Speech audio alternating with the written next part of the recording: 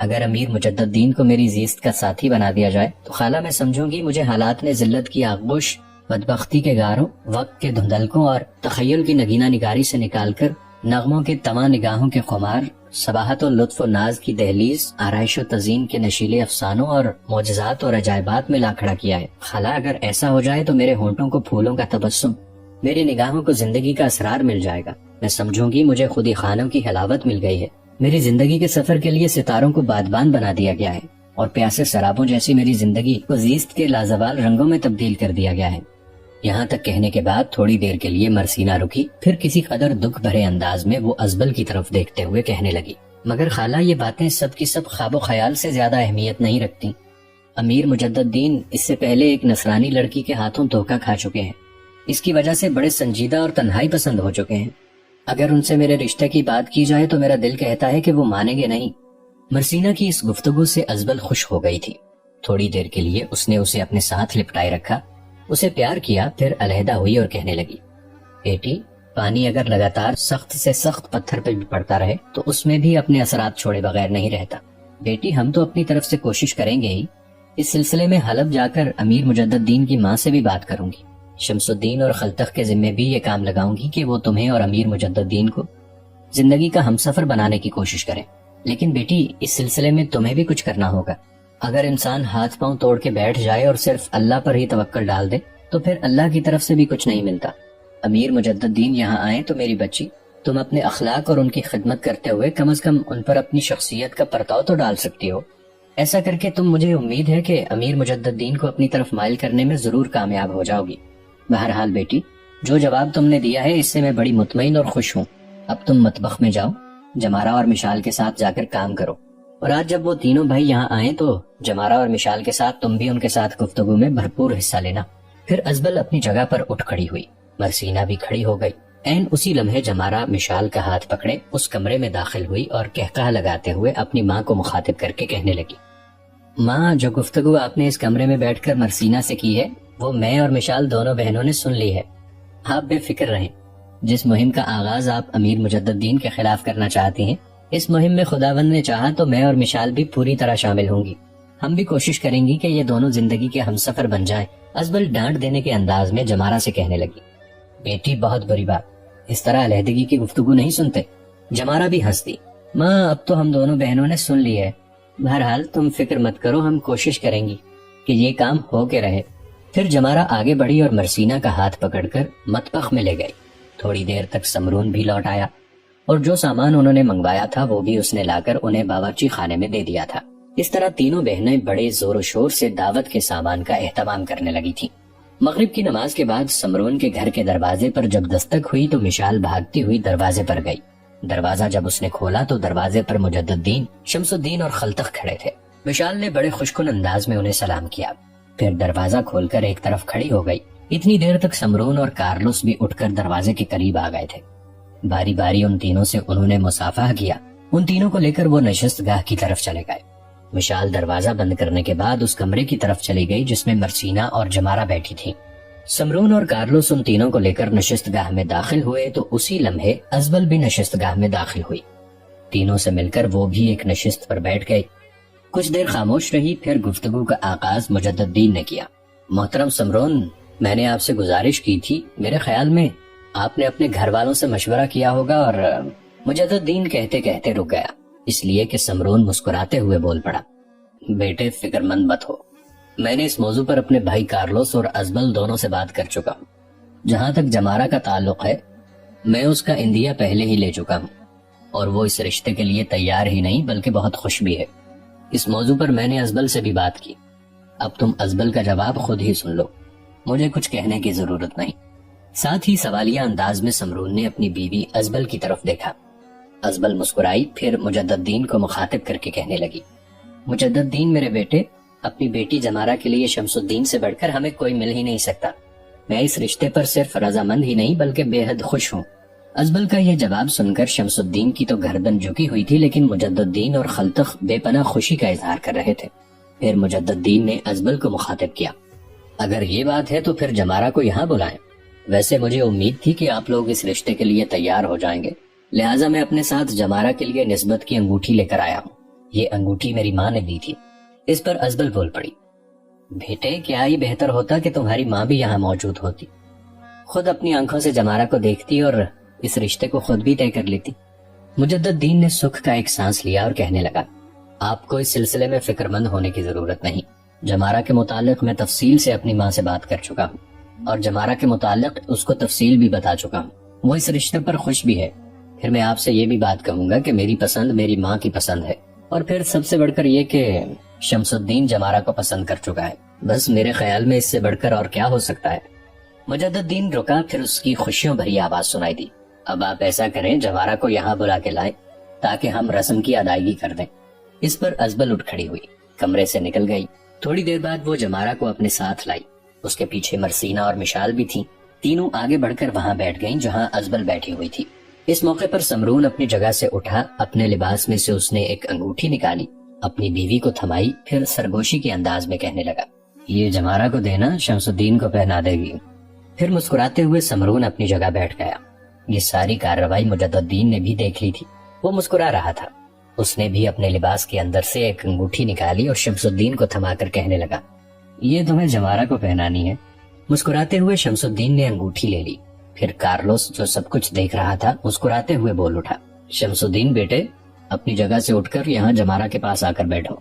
اس موقع پر شمس الدین نے جواب طلب انداز میں مجدد دین کی طرف دیکھا۔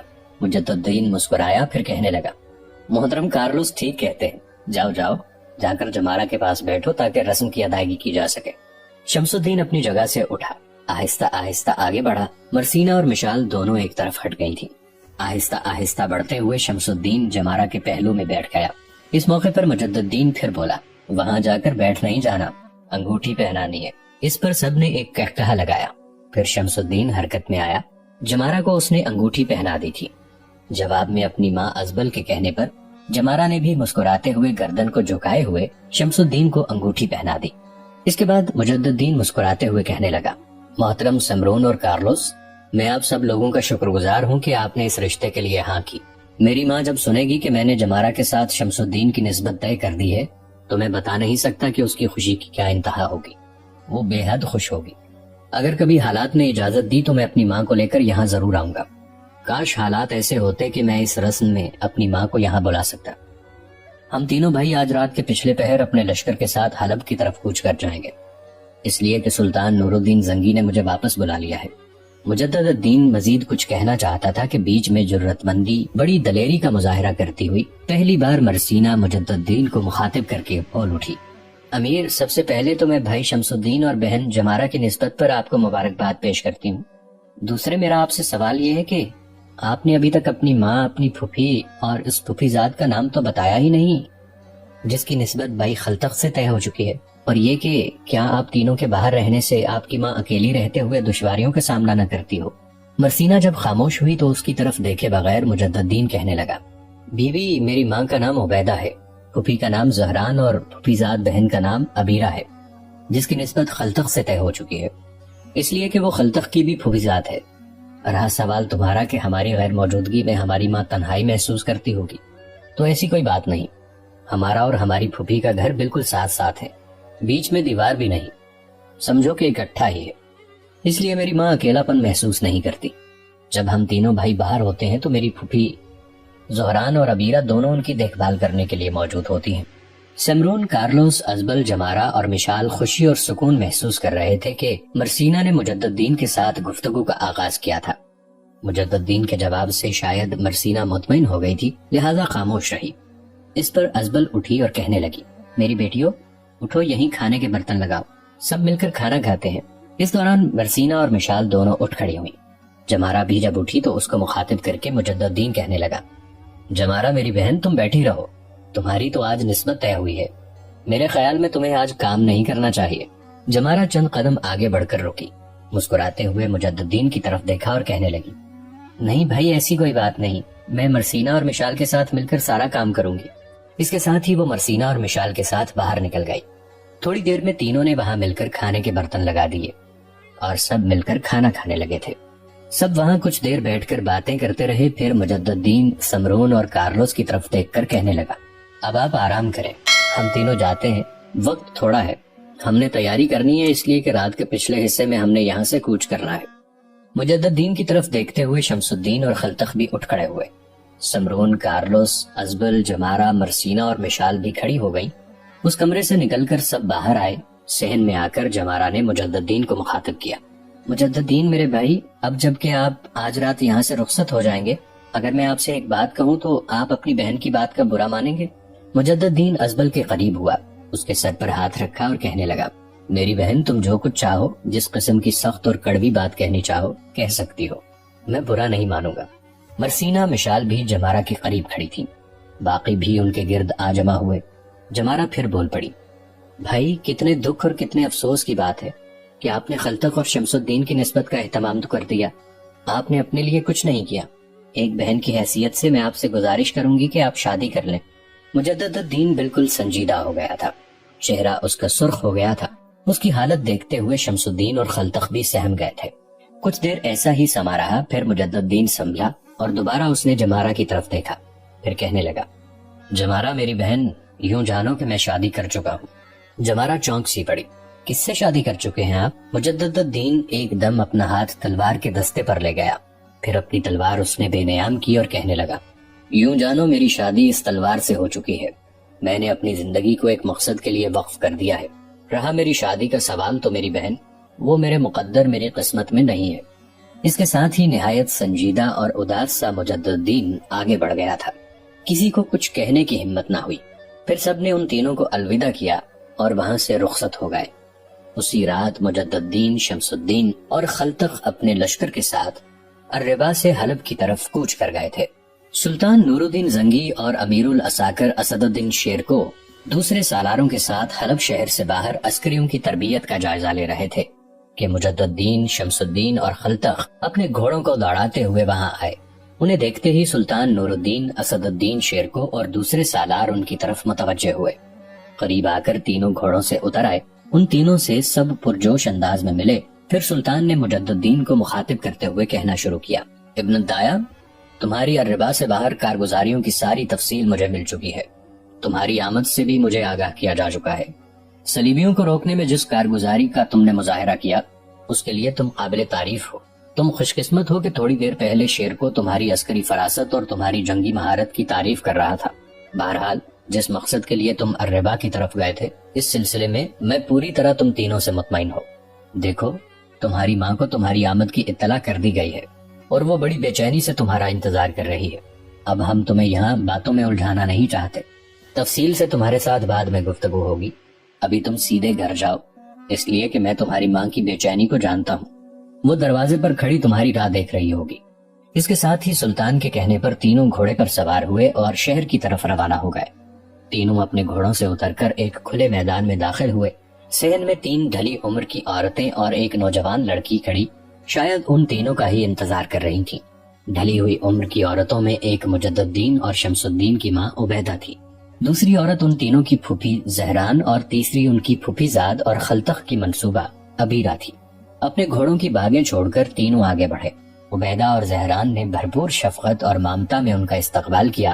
اتنی دیر تک ابیرہ فوراً حرکت میں آئی، ان کے گھوڑوں کو پکڑ کر اس نے ایک طرف باندھ دیا۔ پھر عبیدہ اور زہران ان دونوں کو سامنے والی نشست گاہ میں لے گئیں۔ ابیرہ ان کے پیچھے پیچھے تھی۔ سب جا کر نشست گاہ میں بیٹھ گئے۔ پھر اپنی ماں عبیدہ کے کہنے پر مجدد الدین انہیں الربا میں اپنی کارگزاری کی تفصیل بتا رہا تھا۔ اس تفصیل میں کارلوس، مرسینہ، مشال سے ملاقات، پھر صلیبیوں کے خلاف جنگ اور ان کا انطاکیہ کی طرف بھاگ جانا، اور آخر میں وہ انہیں سمرون کے ہاں شمس الدین اور جمارہ کی نسبت طے ہونے کی تفصیل بتا رہا تھا۔ جب تک ملک شاہ سلجوقی مسلمانوں کا سلطان رہا، یورپ کی صلیبی قوتوں کو مسلمانوں کے علاقوں کی طرف آنکھ اٹھانے کی جرت نہ ہوئی۔ سلطان ملک شاہ سلجوقی کی وفات کے بعد جب عالم اسلام کا شیرازہ بکھرا، مختلف شہروں پر مختلف حکمران قابض ہوئے، تب یورپ والوں نے مسلمانوں کے خلاف پہلی صلیبی جنگ کی ابتدا کر دی۔